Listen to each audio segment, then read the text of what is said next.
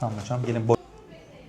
Buyurun. Öneriler düzenli beslenmeyi alışkanlık haline getiriniz lütfen. Bunlara uyun mutlaka. Diyetinizi bu şekilde planladık. Merhaba, ben Eyyubiye İlçe Sağlık Müdürlüğü, Sağlıklı Hayat Merkezi Beslenme Danışmanlığı Biriminden diyetisyen Yunus Emre Yazıcı. Beslenme danışmanlığı birimimizde fazla kiloda, obezitede, çocukluk çağı obezitesinde, gebelik ve emziklilik sürecinde danışanlarımıza rehberlik etmekteyiz. Peki biz bunu nasıl yapıyoruz? Her diyet listesi kişiye ait bir parmak izi gibidir. Bu yüzden aile hekimlerinden ya da ikinci ya da üçüncü basamak hekimlerinden alınan kan tahlilleriyle bize gelmesini rica ediyoruz.